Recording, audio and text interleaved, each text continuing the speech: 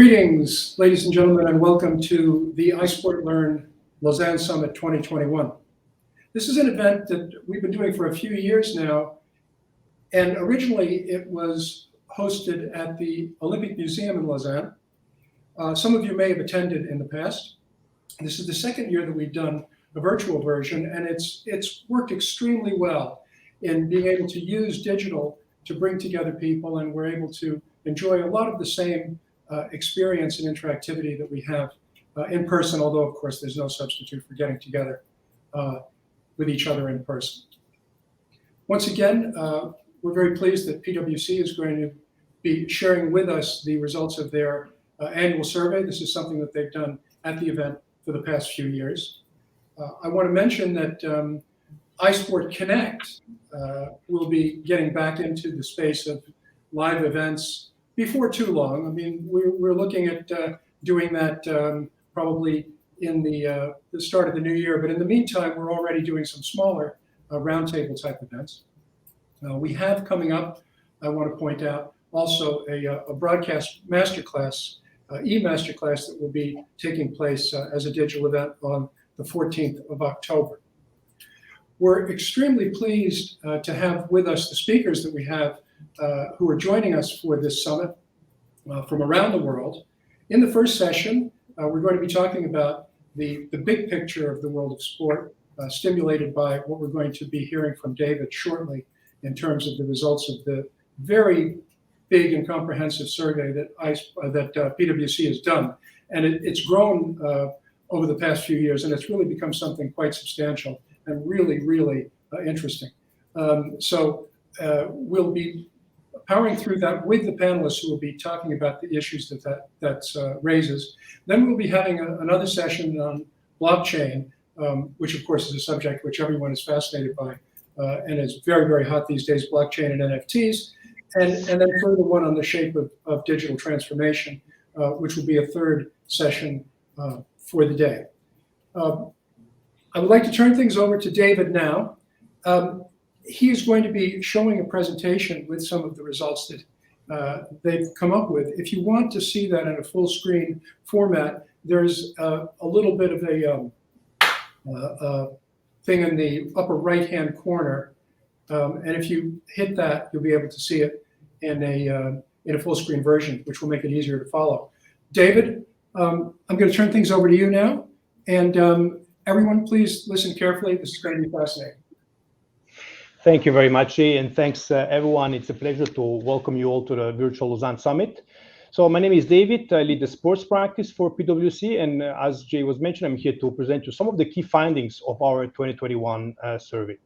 So just what I'll be presenting here right now is really just a mere glimpse. So I would definitely suggest you download the study, the report with the full insights. We have various deep dives, analysis, and additional data that I'm not going to be showing right now in this short presentation. Again, before we move on, again, a big thanks again to you, Jay and Sri, and the rest of the iSport Connect team to set up the event, to ThinkSport as well in Lausanne for help for contributing, and most importantly to you guys, Julia, Charlie, and George. I'm really looking forward to discuss with you the findings in the panel discussion afterwards. So thank you all. So let's get right into it. This year we got, similar to last year, 800 responses. Yeah? And what I'd like to underline different this year is actually we've expanded the collaboration with external organizations that have provided us also data and analysis. You see here the list on the right, including the likes of Facebook, Iris, Parrot Analytics, Horizon, Video Sites, and Hype Sports Innovation. Yeah?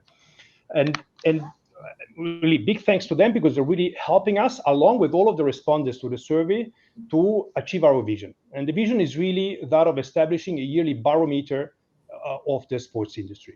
And the reason is simple. Nobody knows what the future will bring, especially in these uncertain times. Hence, ever more important to be in a position to debate, exchange views, ideas, and so on and so forth.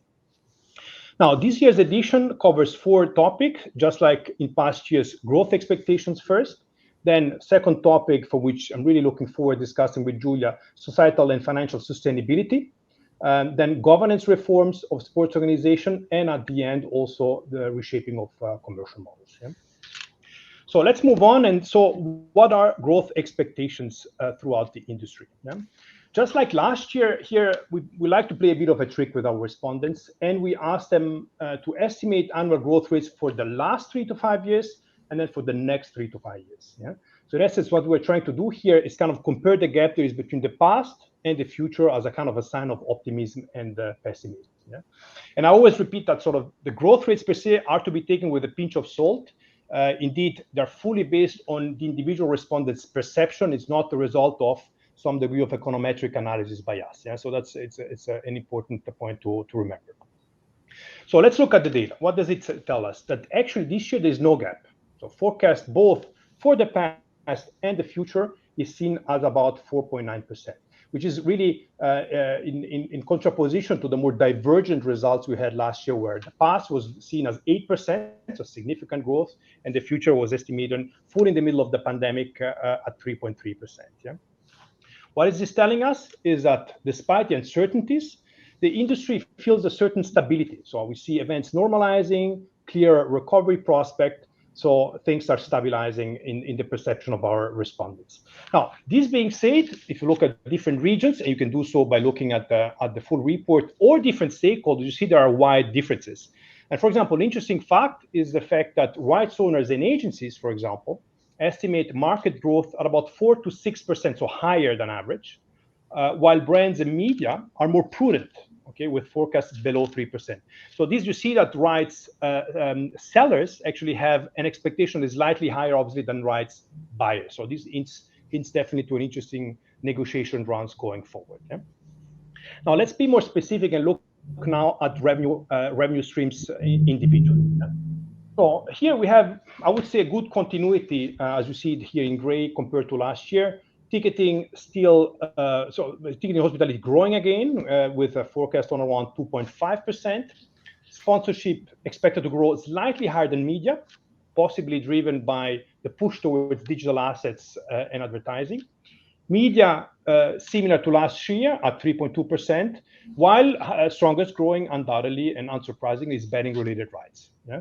Driven, of course, by the opening of the market in the US, but also I would say for the growing relevance of gamification through betting and fantasy, which is also a key driver in this sector. Yeah? Merchandising and consumer products showing also, I would say, a healthy growth as well with 3.9% estimated. Yeah? Now, beyond the revenue streams, you may remember from last year, we also looked at growth perspective of individual sports. Now, this year we've done so not by asking questions to our respondents, but by collaborating with Facebook, who shared with us data on video views on their platforms. Yeah? And I suggest here you look at the full report. There's some interesting insight coming out of that, looking also at the different consumption between gender as well.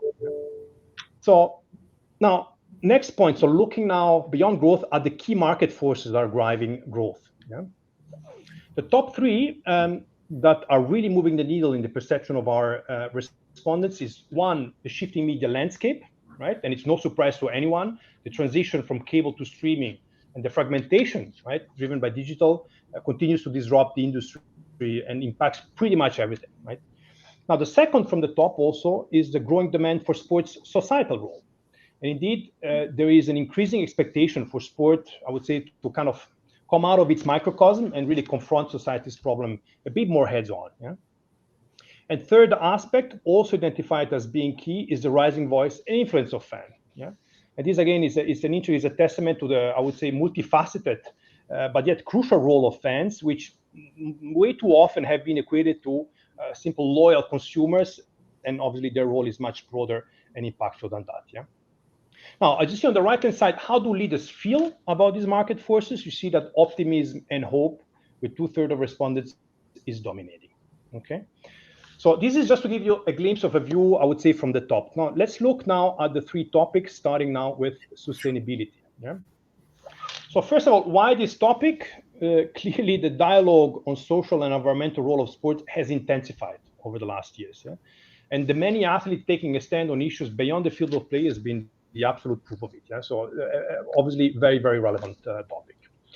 Now, as I say, always start with the why. So we've asked, why are sports organizations engaging in sustainability? And that's what we ask. And what is the insight out of this? Is that first and foremost, external factors are very much driving the agenda. Yeah? So starting with the pressure of fans, sponsors, and also investors. more intrinsic motivations of improving improving diversity or preserving the environment come in third and fifth, still with a high percentage, but ranked slightly lower. So what's the bottom line here? The change certainly only certain first and foremost still driven from the outside in as opposed to the inside out. Yeah, but I think here the industry has still to fully acknowledge, I think, really the responsibility it has in truly building a stronger society, yeah, irrespective of external pressure. Now we've looked at the why. Now let's look at the how. Yeah? Here we ask industry leaders to tell us if their sustainability strategy is an integral part of their corporate strategy or is something separate. And here, as you can see, more than half of the respondents answered yes, it is integral part of the corporate strategy. This is clearly very encouraging, as in our view, international sports, compared to other industry, take media and entertainment, has definitely a leverage point to make a difference around sustainability. Why is this? Yeah. First of all, sustainability is part of sports DNA in the true sense. Just look at the origin of the Olympic movement. It's all about building healthier, more understanding societies and individuals. So it's part of the core. Second of all, through its media impact, sports really offer a multiplier effect. And last but not least, this multiplier effect is global. So sports is definitely punching above its waistline as it is able to really create a level playing field across the world in regards to sustainability. So this, just to introduce the topic, what about now specifically financial sustainability, which I know is a topic that is very dear to Charlie here. Burning topic here, we ask sports leader, I would say a provocative question, which is impossible really to answer in the true sense. We say, should sports organization focus on increasing revenues or controlling costs? So we forced them through a trade-off. Yeah. And here, a slight majority of respondents answered indeed on answered revenue. So you see 56% did so. However, if you look then at football executives, right, you see that almost 60% actually swap and say it's more important to control cost, yeah, reflecting definitely the current challenges in football. Now, what is the right approach to do so? The industry, they are clearly positioned for a collaborative model, not for a top-down model. Yeah? Which, of course, and given the complexity of the stakeholder structure, is most certainly easier said than done, per se. Yeah? As you see on the bottom right, also nearly 70% of respondents are also in favor of preserving the industry's pyramidal system through a stronger redistribution mechanism, yeah? As opposed to creating, I would say, close competition, in reference, obviously, to the recent attempt on around European Super League. Yeah? Now, next, we touch also on how sports organization can build a sustainable relationship with their fan base. Here, it may look like a complex slide, but very interesting content here. Indeed, good relationship is based on good understanding. So, and that's why here we collaborated with Iris to collect, I would say, to create a kind of a fact book about fan behavior, as you see here, split by generation on the left-hand side of the chart. The idea here was to try to go beyond the blunt belief or disengagement of younger generation in regards to sports. And indeed, we're not disappointed. So as you can see, and this is the first row on top, Gen Z is in fact the age group which is the most interested in sports when being prompted to it. Yeah. However, the habits, right, of consuming sports vary widely from generation to generation. As you see, going down the rows, the consumption of younger fans of live is less than their eldest, but in turn more highlights. In terms of channel, there's favoring to OTT over linear, and that's the very last row that you say there. There is less like to watch full events compared to their elder. Yeah? So bottom line, the buzzword is not necessarily less only, but it's most importantly differently. Yeah? Now, further on fans, and here you see on the right-hand side of the screen, we've also been looking at who is driving the conversation. And here, we were glad enough to partner with Video Science and have the data of their media tracking tool to look at the sources of video content created and then on the other side consumed in the ecosystem. This is a sample of about 46 sports events. Yeah? You see the breakdown of these columns. One is owned sources. So this is content driven by rights owners, clubs, or leagues. Affiliate resources, typically other stakeholders such as sponsors and broadcasters. And last but not least, organic sources, so driven independently by fans and creators. So what is the insight we get out of this? You see that on the citation, so on the creation side, 79% of the content created comes from organic sources. So this is in essence fans downloading and uploading, re-uploading videos on their own pages and feed. Yeah? The organic content, so this block, this 79%, drives ultimately 1/3 of video consumption, which is quite significant. So what's the bottom line of this? Fans and creators are definitely driving the sports conversation way beyond the content owner's ecosystem. Now, good news of this is that media impact possibly is undervalued by 1/3. So there is much more content out there which is generated by them. Now, the tougher news, of course, is that 1/3 of the conversation rights owners have only a marginal ability to control. Right. So I think this is now a glimpse, I would say, on the sustainability section, and I would recommend then to look into the full report for more details and more insights. Yeah. Now, on transformation, we've taken, I would say, a bit of a broader view here. So to introduce the section, we started asking decision makers to tell us what were the most urgent areas of reform for sports organization.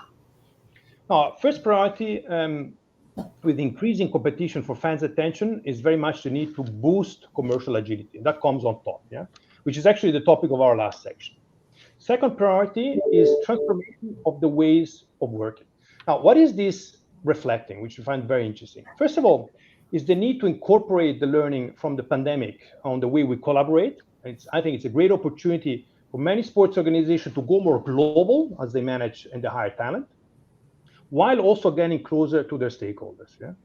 But also it reflects, in our view, also the increasing complexity of rights owners' operations, which do require ever more, I would say, cross-functional models to be able to succeed. Yeah? So bottom line, transforming operation undoubtedly top of the agenda.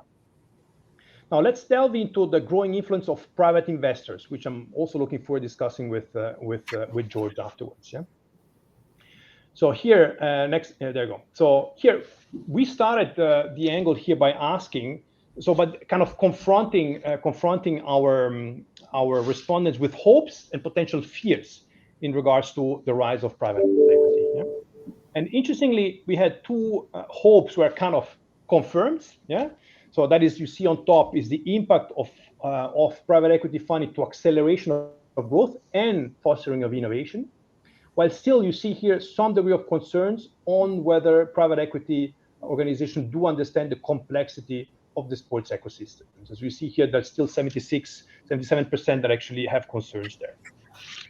Now, in regards to fears, two here were also confirmed. Yeah, this is the concerns on control, right? So still there is still some uncomfort on around how to deal with control, while also certain concerns on around long-term potential conflicts on around long and short-term perspective.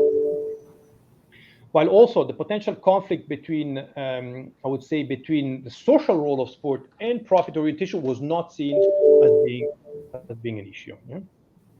Now, what is the conclusion here is that sports undoubtedly still needs to get used to this new funding model, which is very important, right? And can really achieve a lot within the sector. And also needs to ensure that it prepares with a clear governance framework so that it can really maximize the opportunity of collaborating with private equities. Yeah? Now, beyond organizational challenge, we also covered the needs of sports organization to transform their products. And here, as the convergence between physical and digital worlds continue to grow, we kind of tested the views of industry leaders on the increasing role of hybrid experiences. The question here was simple. We asked, is the biggest opportunity for the industry to create purely digital experiences, so speak in the form of video games, for example, or rather to gamify physical practice through connected technologies? Now, 70% answered the latter. So clearly, this is not a vote of disconfidence to esports and gaming. Absolutely not. This must remain absolutely high on the agenda. However, there is definitely a push and an opportunity towards technological experimentation within the historical physical discipline itself. That's what the data here is telling us. Yeah? And you see here on the bottom right, so 74% think this is key to continue attracting younger participants to the sport. Now, this trend, as we see here on the slide, is obviously driven by a booming sports tech market, which provides an incredible solution for pros and amateurs as well. And here, as part of our survey, we have collaborated with Hype Sports Innovation in Israel, and they've provided some very interesting data to look at where some of the investment and some of the key trends are going. So I would definitely encourage you also to look at that as part of our study. Yeah? So that was the outlook on transformation. So last point, we move now into commercial, right? The last topic to present to you. Here, we've addressed some of the major issues, right, related to media rights and content distribution, yeah? Particularly in the context of the transition from cable to streaming. Yeah? And here, a bit like in the questions before, we've kind of confronted respondents with trade-off questions between two opposing, forcing them to pick one. Yeah? So, and if you focus now there where there is majority on the right-hand side, we see that nearly 84% of leaders agree that the organization need to explore new media distribution model beyond rights licensing, which is leading to greater risk sharing. There's also agreement, or a majority, I would say, on the polarization of the market between premium and non-premium IP. So this again hints to a more selective market, I would say, for rights acquisition. Also, the fractured distribution system also point to a more liquid economy. That's the last point on the bottom right, whereby we may have more rights buyers, however, also less exclusivity. Yeah? And also, I would also here encourage to look at the publication. We've had also an interesting collaboration with Parrot Analytics, where we look at the growing trend on around sports documentary and looking really how supply and demand for documentaries really panning out for sports. So I would definitely encourage to look that up. Now, other point that is super important is fan data, right? And we know that that is top of the agenda indeed for sports executive. And here we took a chance to ask really what had been the actual impact to date of exploitation of fan data. What is the insight here? Well, that unfortunately we're not there yet. Yeah, 73% perceive commercial success of rights owners' use of data as below expectation or even disappointing. Yeah, although still about 50% you see below actually believe that we are catching up. So it's not, I would say, a lost cause out of this perspective. Yeah. Now, what are the area of impact? You have them here on the right-hand side. First and foremost is the ability to create value for long-term partners and sponsors with 80%. But then also followed by the ability to strengthen fan relationship and monetize through the consumer product. That's third and the second and third. Yeah. Interesting to us, at the bottom, you see really at the bottom with 60%, the opening up of commercial inventory for short-term partners is also seen as an area of income, but ranked lower than the others. Here, we think that fan data really, to the contrary, could really provide a flexible and target marketing offering, right? And which would allow actually to onboard short-term partners on advertising. And we see in the industry some movement in this regard, yeah, of unbundling, yeah. But it looks like at the moment still the focus remains on the traditional model and adding value to the traditional sponsors and partners. Now, last topic before I will pause is now very hot topic actually is the NFTs. And here, without delving into too many details, we wanted to ask whether the topic is being addressed by our respondents. And the results, as you see here, are mixed. About 50% are still holding out. So in essence, due to lack of general understanding or lack of development of concrete use cases yet. Yeah? Now, what is the bottom line here? Blockchain technology undoubtedly has many applications in the direct-to-fan space, but this requires really a broader thinking. It's not just about rushing and I would say pushing out another piece of content, I don't know, archive, for instance, via NFTs as much as through OTT. Is about really developing a broader view on how blockchain and non-fungible token generally can be leveraged. Here we go. I'm coming to the end of the presentation. Again, we've covered all of the topics briefly, and obviously we have more to offer as part of our full report. I would definitely encourage you to look that up online. Yeah, there you go, Jay. So just quickly the word back to you while I drink some water.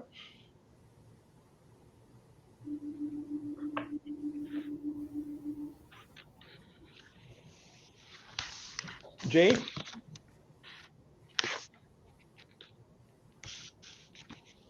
Sorry, folks. No problem. Thank you very much to David DeLea. Super interesting. A lot of interesting things, David, in the sense of seeing how conservative some people are about some of the things that are happening. We'll turn things now over to the panel discussion, which David is going to be guiding. We've got some super people taking part in this. George Pine from Bruin Capital, Charlie Marshall from the European Club Association, Julia Pellet from Formula E, and David is going to join them in a discussion about the big picture of what's happening in the world of sports and where things are going. David, back over to you. Thank you, Jay. So again, thanks everyone for making time to attend the panel. So I very much look forward to it. So just to kind of jump into it, I was keen to discuss a little bit about overarching growth perspective. So I've seen one of the facts that seems to come out of what we discussed earlier, kind of a bit of an asymmetry between rights, content owners actually having a bit higher expectation for instance, in respect to content takers or buyers.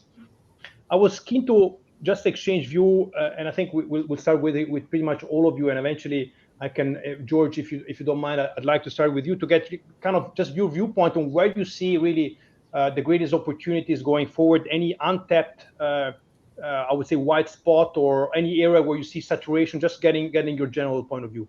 Yeah, I mean, I think the things we've looked at is how technology is changing life as it relates to sports, meaning the relationship with the consumer is now one-on-one. And so our investments are around technology in terms of data, take Two Circles, or training, take Full Swing, or gambling, which is a tech stack, but odds checker. So we believe the way people consume content, the way people interact is changing through technology, and we're investing around the change. Any thoughts, George, in regards to what? So if you look at the stakeholder ecosystem, any thoughts in terms of who are really the ones, I would say the winners, and I would say the losers in terms of type of stakeholders? So you see some movement where you say really kind of the positioning changing over time? Well, I think that the tricky part is that the money's still in the old media, and the growth is in new media. And also younger consumers are not consuming old media the way old people like myself might have consumed things. So I think the opportunity is for some of the properties that don't quite benefit from the revenue of the old media to be more aggressive. And the trick for the old media is they're missing out in a way on the younger generation. And so I think navigating that, whether you're a more established property or a less established property, is really going to be important. One of the things that I think is going to change in sports in the future is really looking at things from a lifetime value of a consumer. Meaning, I have this relationship with an engaged consumer. What's my relationship with the consumer, and how do I engage that consumer beyond just the live content as things become more fragmented over time?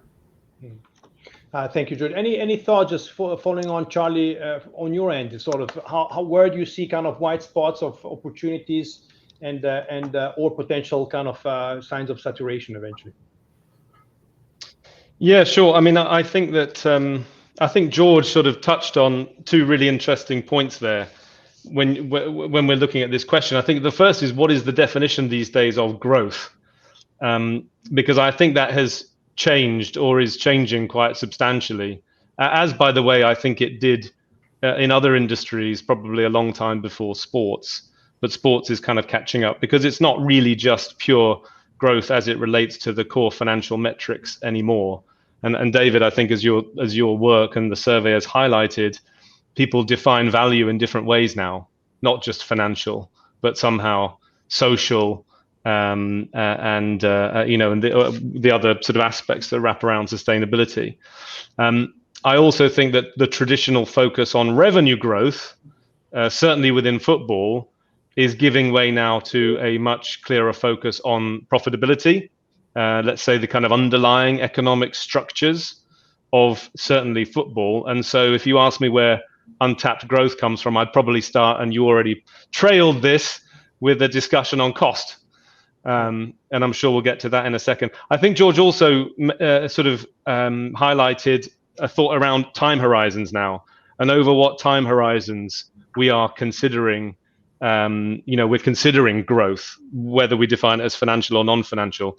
And, for me, and I think certainly looking around, not just football, but elsewhere, trying to adjust things so that we can take as longer term view as possible.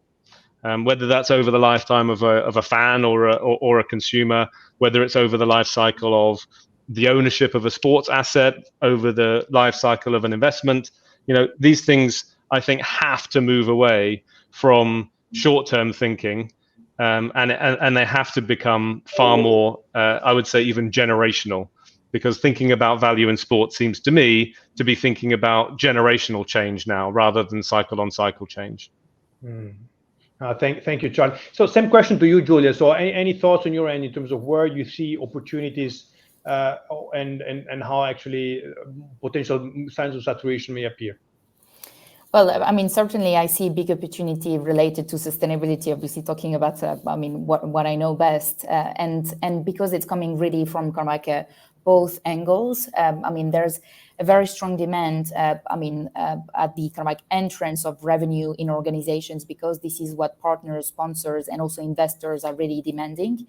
They are kind of like very much scrutinizing organizations to demonstrate and showcase that they're going to bring kind of like value through values. This is something that I very much like to use and to showcase, because kind of like these sustainability credentials can help generate value in turn. And on the other end of the spectrum, or of the pyramid, the funds, as kind of like as it's been alluded in the survey results and outcomes, indeed the funds are very much demanding sports to have this kind of like a social purpose, and very much being able to demonstrate this is kind of like as an untapped opportunity, because sports so far obviously are probably a bit late when it comes to really implementing some very strong sustainability strategies that are going to be, again, attracting and kind of like help captivating the attention of these new audiences. And very much echoing what has been said around kind of like the lifetime consideration, because today everyone in a way is kind of like very much battling to try and get Gen Z attention, but at the moment Gen Z are not exactly those indeed that kind of like bring the highest part of revenues. They are those that kind of like we know will be kind of like the key tomorrow, but at the same time we still need to cater for those slightly older than Gen Z. Thank you, Julia. And just a really follow-on actually question to you, so we've seen before we've tried to track what are the biggest market forces. So obviously the changing media landscape came up number one, but definitely the role of sports, the societal role of sports, and the expectation around that is coming in also on top. And really, as sports starts to understand, it cannot live in isolation from everything that is happening around it.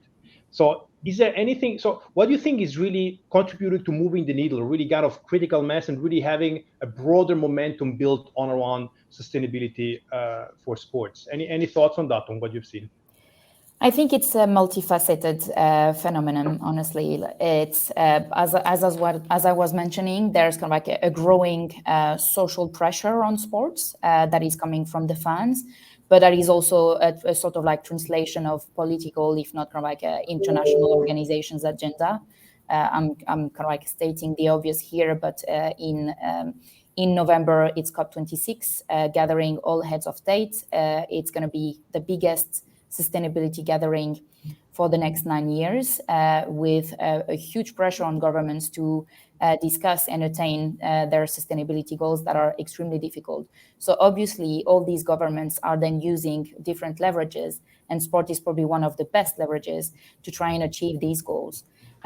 So sports are really kind of like used as they are, which is kind of like a fantastic platform, gathering, many industries, but also kind of like there are kind of like opportunities to invest money to kind of like showcase some strong messages and commitment and achieve some goals more on the sponsorship and investor side.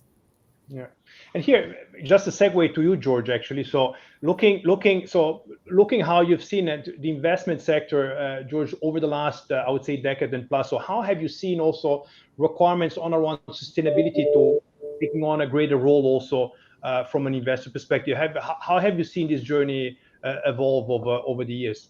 Well, I just know from our standpoint, our investors want to know what we're doing to be good corporate citizens. So I think in terms of if you're running just an organization, not whether you're inside or outside of sports, certainly, you have a charitable component, you have a societal component, you have an environmental component.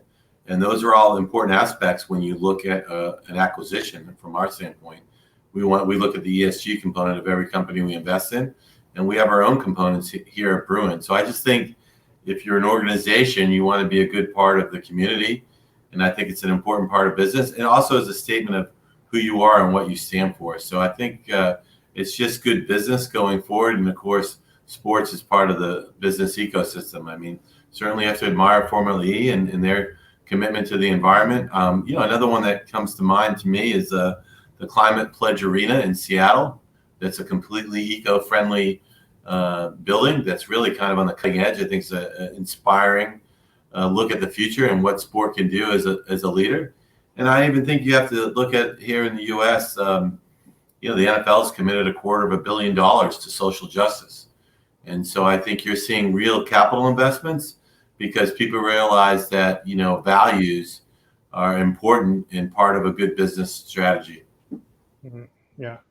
Now, changing slightly topic here, Honor, but still very much connected to sustainability, thinking of the voice of fans. So that's also identified as being an absolutely important aspect, as also demonstrated by the backlash to the ESL. So any thoughts, maybe Charlie, on your end, thinking of football, of how to really integrate fans a bit more as stakeholders? They're never going to be full shareholder or shareholder partially, yes, but they're often not potentially going to be at the board table, but still how to integrate them effectively and not just have them as consumers. Any thoughts on your end? Yeah, sure. Let's not forget that in many situations, fans have been fully integrated in the sense that you're describing for some time, because actually there are quite a few ownership models within football where fans actually do own clubs and therefore run them by default, and actually some very, very big ones. I think this is a very, very interesting topic, and obviously one that football and all sports have been grappling with for some time. And of course, the events like the one you mentioned certainly bring this to media attention in a way that is sort of dramatic, if you like, and so therefore heightens the focus on it. I think the first question with regards to the fans, or rather the first layer of understanding, is to understand that there is always something different between the fan in a sports context and a consumer. I think everybody who's worked in sport learns very, very quickly that fans are actually a part of sport in a way that consumers are not necessarily part of consumer businesses. They're customers, of course, and consumer businesses can't exist without them. But fans are somehow an integral part of the whole experience of a sort of sports environment, and therefore they have a different meaning. But then also we need to think about, well, what do we mean by the fan? And specifically, who do we mean by the fan? Because there is no one discernible, identifiable segment which you can point to and say, that is the fan. And therefore, if you're talking about governance and representation and consultation, it's a very vexed question as to sort of who you ask. Who actually can you bring to the table with a legitimate voice to represent the fans? Answer, there is no one particular group, and therefore it's quite a complex question, one that cannot be shied away from, but one which takes firstly the understanding that there will always be multiple different voices that you need to listen to and you need to engage with in order to bake an understanding of the fan into how sports are governed. And I think for me that's the key here. It's understanding that there are many different segments, to use a bit of marketing speak, that need to be fully understood. And if you want to achieve a kind of balanced governance and a balanced decision making which fully accounts for the voice of the fans, you need to take all of these into account, and you need to probably give some weighting, and you probably need to come up with quite a few processes and quite a few panels and think about how you're listening and how you can listen better, but make sure that there's always a spread. You can't end up in a world where you put a fan survey out to ask about a very, very fundamental question, and I'm sure many people on this call can think of a good example right now, and simply say, well, the fans say one thing, so we'll do that. You can't put a single fan group onto a governing board of a sports governing body and give them a veto right, because that's not balanced. You need to try and achieve a balance, and that really requires an understanding of all the different segments. And I think when executives or administrators of sport genuinely do start to think fan first, and many of them do, but many of them and many of all of us could do better, it's because we're thinking about all the different types of fans all in one go. David, if I could jump in here, we started a racing series in the U.S. this year called SRX, and we owned it, and it was number 2 motorsport in the U.S. and on national TV every week for 6 weeks. But after every event, I went on social media myself and read what the fans said. Now, you wouldn't have done that, 10 years ago, but today I wanted to know what people thought, and I wanted to know what they thought in an unfiltered way. And I didn't want somebody else to collect the data. I looked at myself. And by definition, that inputted how we approached on things. And, even when we invest in a company now, we do a social media scrape to see what people say about those companies. So whether it's formal or not, consumers and fans, have a say, and you have to pay attention. They're your customer. Yeah. Julia, just to top up here, any thoughts on your end also from a standpoint of Formula E or?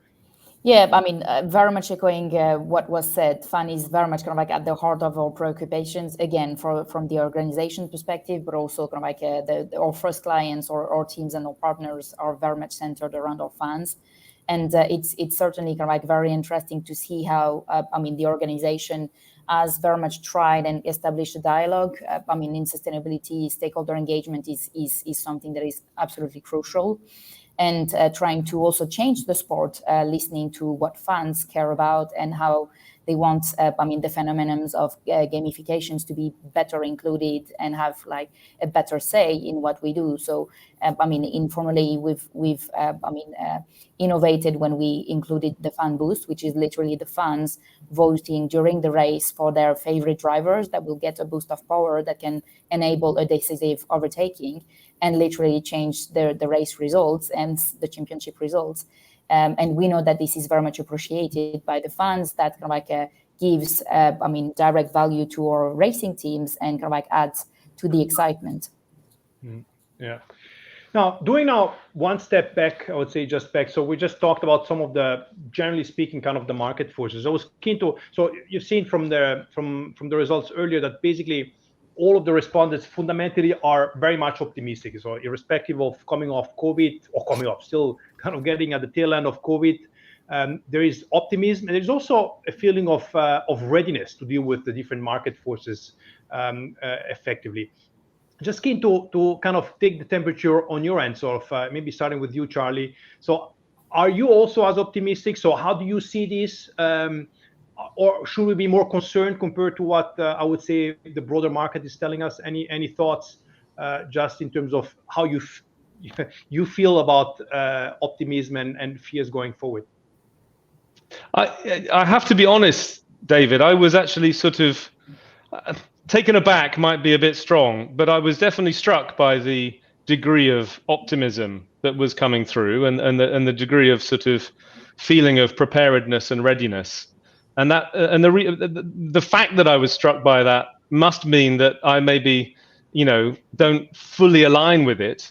Again, I don't want to over dramatize it, but I thought it was a very sort of positive feeling. I also note that someone's asked a question in the Q&A box along these lines, which is it sort of, a question I had. The average growth forecast is at 4.9% coming back from your survey, across all sports, which to me on an annual basis, an annual growth basis, is a very optimistic and very exciting, shall we say, feeling, because that seems to suggest that there's plenty of growth in sports, and the fact that people feel prepared for it suggests that they know where it's coming from.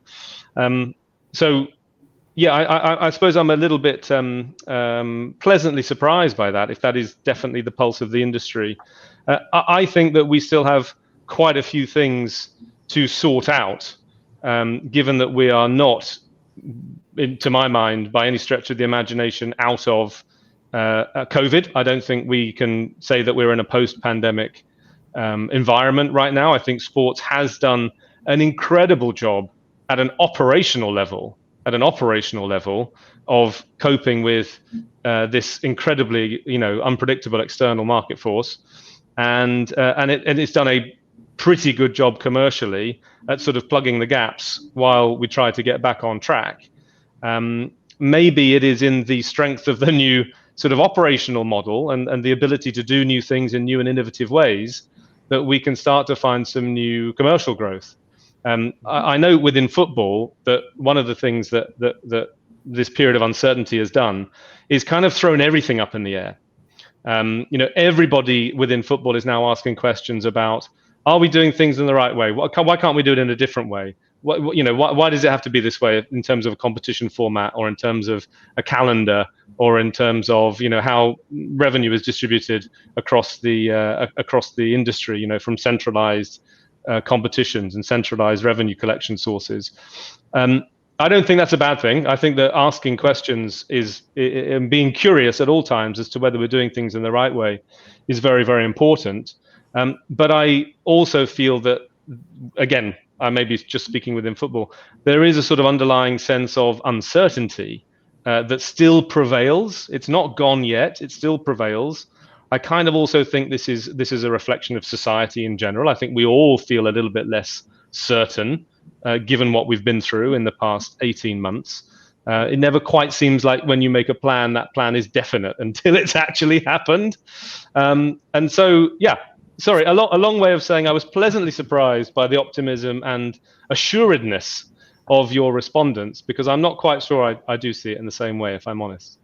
I'm most certainly agreeing with you, actually. That was exactly my reaction when we downloaded the first cut of results. But keen also to see what you think, actually, George, on your end. Also, you shared this feeling of optimism. You also kind of surprised and say, look, I would have seen it slightly differently. Any thoughts on your end?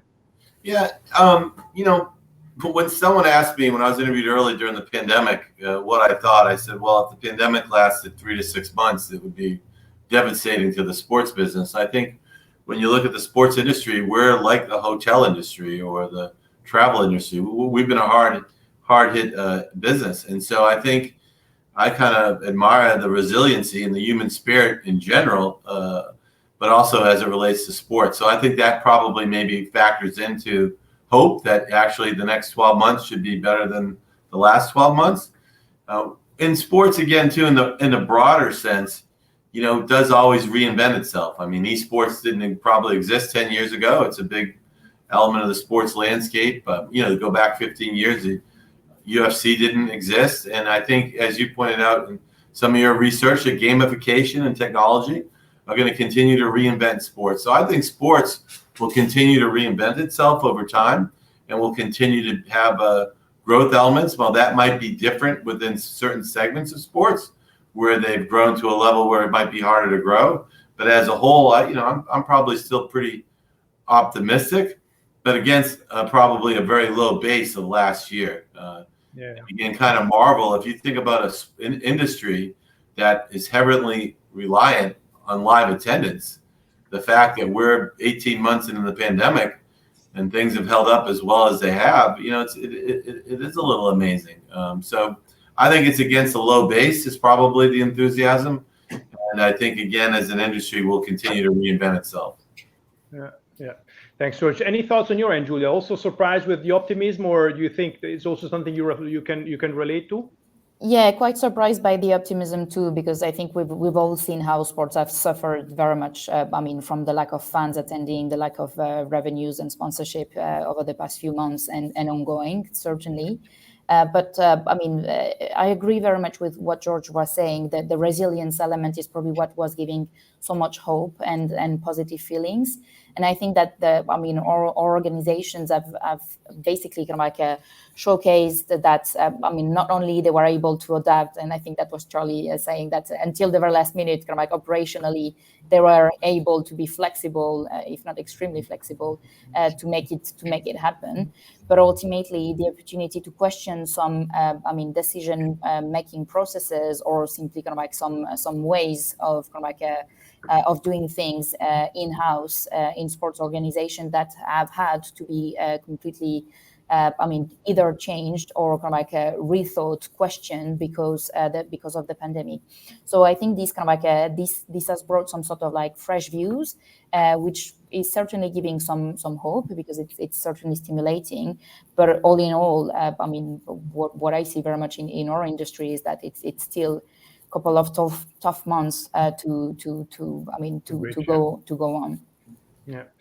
Now, moving on to another topic, which I know is very dear to Charlie, and of course, I'll take you on the spot for that, is sort of the revenue versus cost, right? So, and maybe you could share with us sort of what are stakeholders, football stakeholders, particularly doing today, or should be doing more to kind of get this equation right, so the equation of profitability, as you rightfully pointed out, and not only revenue at all cost.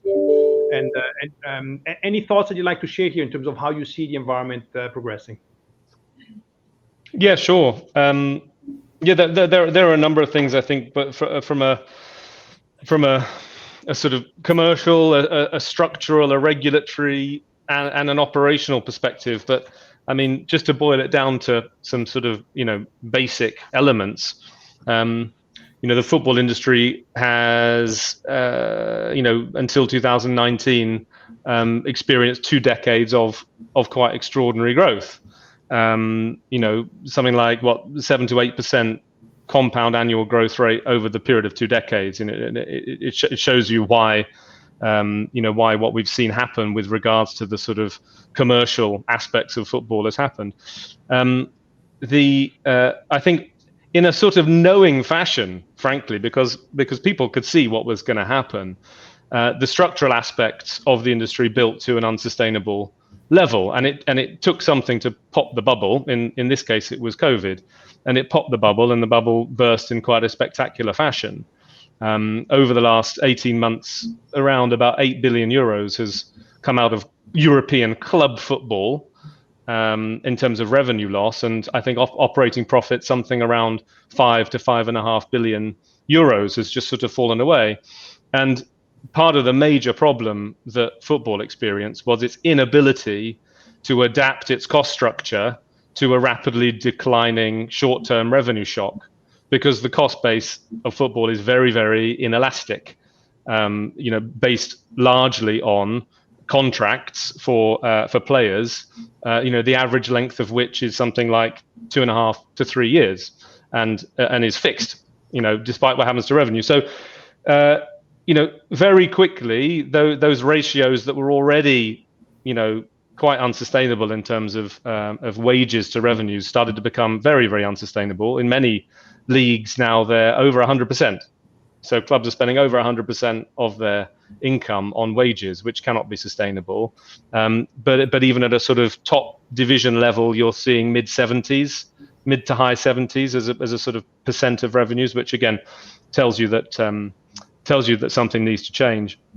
There are a few things that can be done about this, I think, over the short, medium, and long term. Short term, there's actually a limit to what can be done structurally. You just need to be able to plug a short-term shock. So the liquidity side of football is something that needs and has been getting a lot of focus, so that we can actually try to prevent, sort of existential crises, particularly amongst clubs. So access to quick liquidity, whether that is by encouraging clubs to pay other clubs, because a lot of the liquidity within the system comes from paying clubs paying other clubs, or whether that's accessing the external capital markets. And we've seen both on the debt and the equity side quite a lot of activity over the past 18 months, much of which has not actually kind of been executed, but some of which has. I'm sure George has seen an awful lot of it as well. But access to capital markets in order to address short-term liquidity crises is fundamental. But then in the medium to long term, we have to look at some more structural change. And that, it strikes me, is of course not going to be simple, but starting to encourage through regulatory and other means a more sort of sustainable structure where there is more flexibility, there is more nimbleness, there's more ability to bring in external capital, but there's absolutely more ability to control costs in a way that there hasn't been before, are the key ingredients of the kind of future. We also always, of course, need to have an eye on the effect of how financials and how revenues and costs work within football on the ultimate competitive balance of the game. Because if we don't have an exciting product at the end, and if we have competitive imbalance, then we're sort of cutting off our nose to spite our face. So there's a lot at that industry level that can be done. But I also think it's worth mentioning, because it's one of the findings that I found most interesting in the survey, compared to surveys that you've done before. People in sports are now talking about operating model change. And it seems to me that they really know what they mean now when they're talking about operating model change. I think it's often a vague concept, and until you actually forced into it, you don't really know what it is. But the fact that people are talking about becoming much more nimble, becoming much less siloed, becoming more cross-functional, accessing global markets, ways of working, I think was a phrase that came through, different ways of working. This for me is the other side of the equation. The sports businesses that exist, that support the fantastic product that we have, actually need to start changing at the operating level in a way that they haven't done before, and that really fascinates me. And I think that's a great part of your survey to come through. Yeah, thank you, Charlie. Maybe George, point to you. So, looking from an investor perspective, looking at the whole business model, which struggles, right, with controlling costs and driving profitability, obviously must pose a significant challenge. Any thoughts or recommendation or viewpoint from the top, from an investor perspective, to a sector like particularly European football struggling with handling their financials? Yeah, well, I mean, I think as an investor, obviously runaway costs are concerned, and costs you can't control are a concern. So I think it is something that you have to kind of grapple with in any business if you can't control the costs. And of course, right now with the revenues as a result of the pandemic, you've had more focus on costs than you've ever had before. And the other dynamic in teams and clubs is that at the end of the day, people want to win. In order to win, it's hard to win without the best players, and the best players cost a lot of money.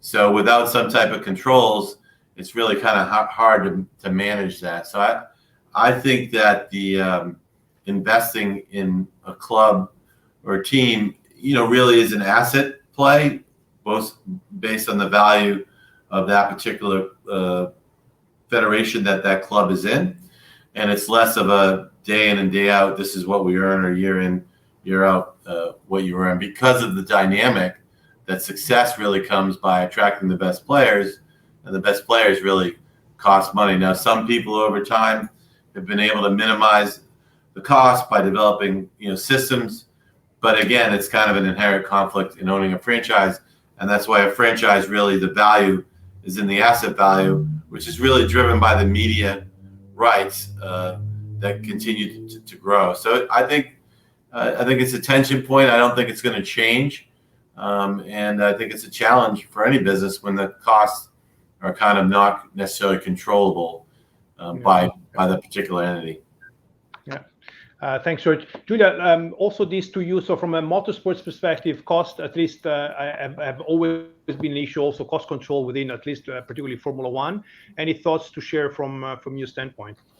Yeah, absolutely. So, I mean, Formula E was created with a completely different approach, and which I find really stimulating. So, we were sort of like a counter proposition and counter value proposition, let's say, with a championship that decided to cap costs quite radically, because we wanted really the technology and the innovation to be enhanced and to be fostered around the development of the vehicles.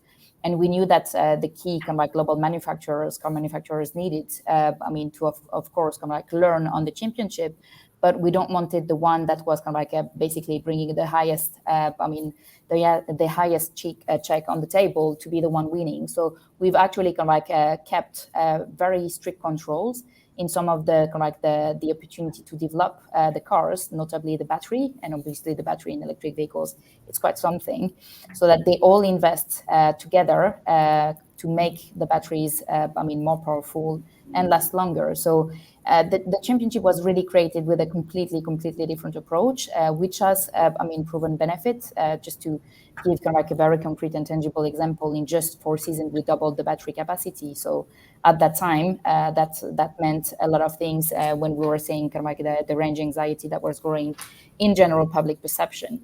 And this has kept really kind of like this remains a sort of very important philosophy, obviously even more so now with the COVID crisis. But before the COVID crisis, we were still very much discussing how to keep controlling and reducing costs, daily operations and so on, with all our stakeholders around the table. And that's why it was extremely important having kind of like the teams very kind of like actively engaged, but also the partners to have this as a very much collaborative approach. Yeah. Thanks, Julia. Hey, last topic I'd like to address, then we'll open up. I'll give back to Jay to open up for Q&A, was really on the role of private equity in sports. Is a topic that we've addressed, as you've seen, George, as part of our study. And indeed, there is a broad understanding of the potential impact, positive impact that investors can have onto sports.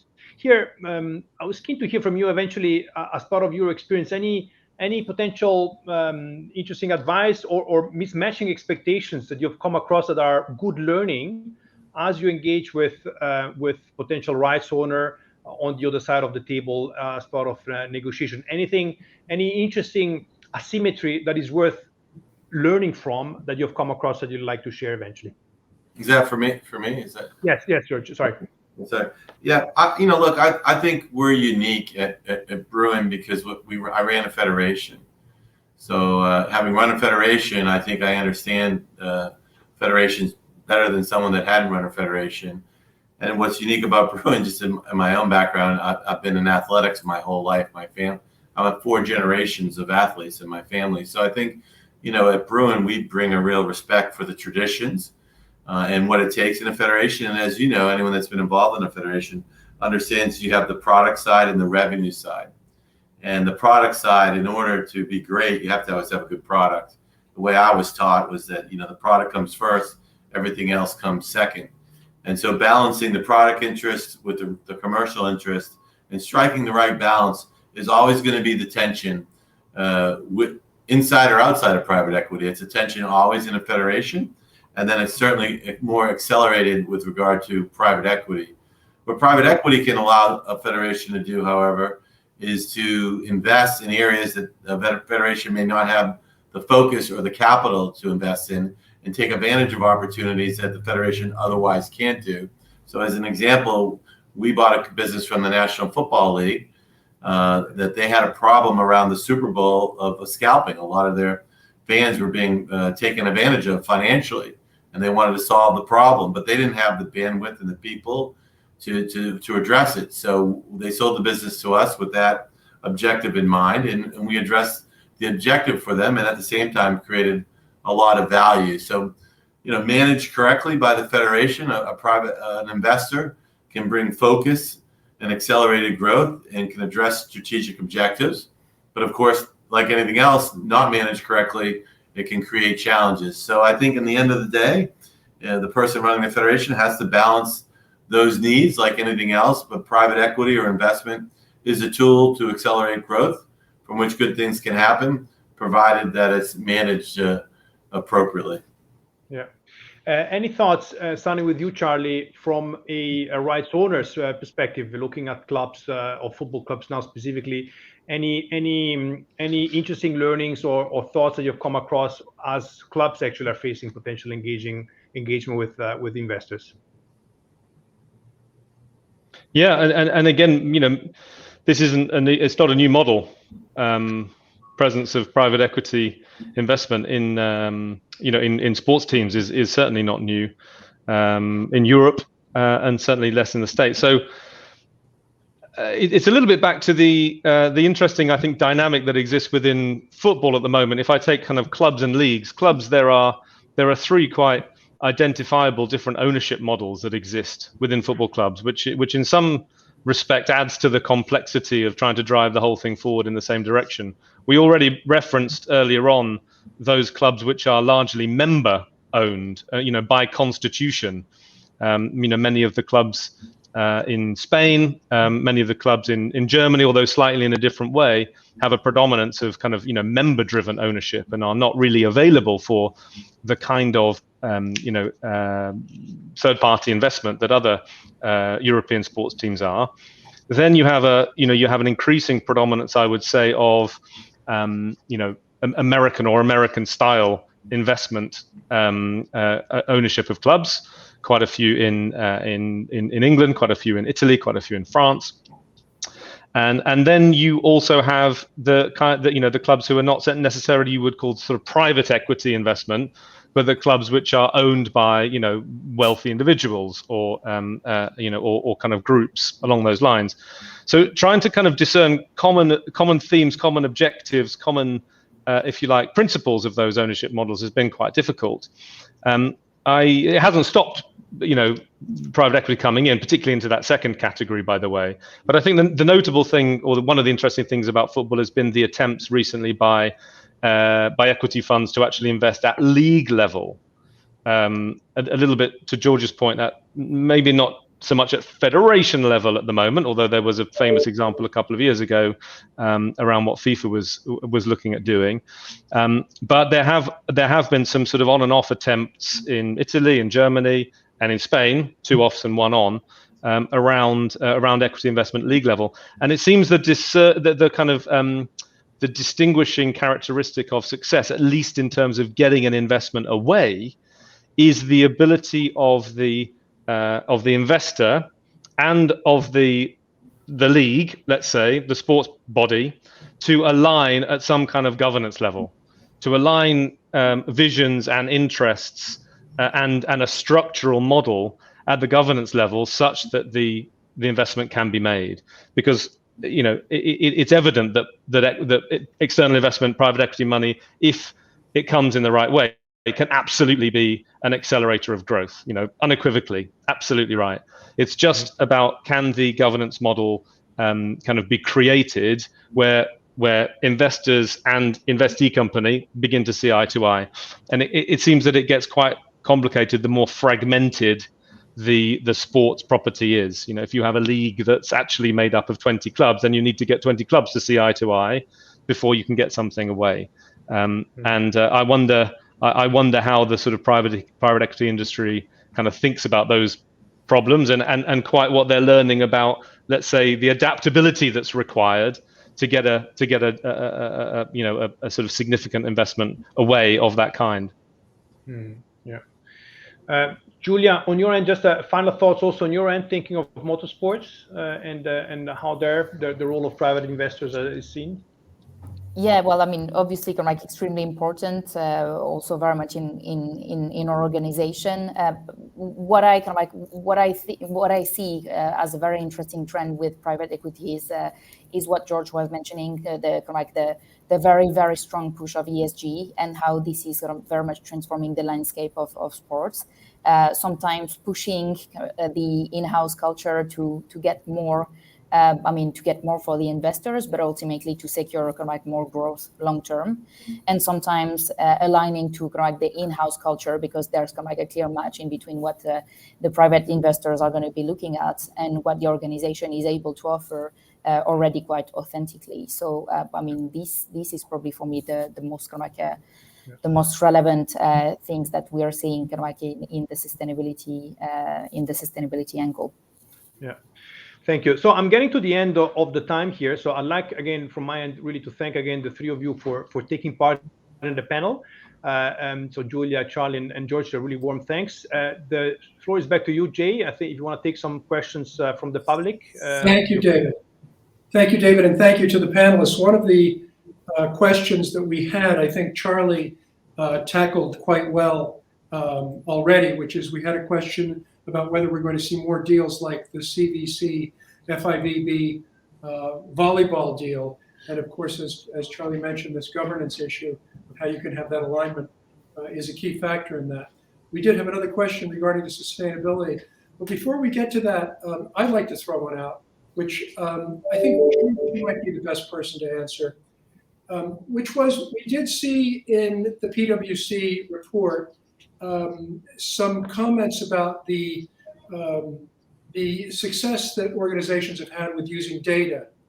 And it did seem that there was a bit of disappointment, or that the ability to get value out of data hasn't quite ramped up to where it needs to be, given that there is so much emphasis in the business on the value of data.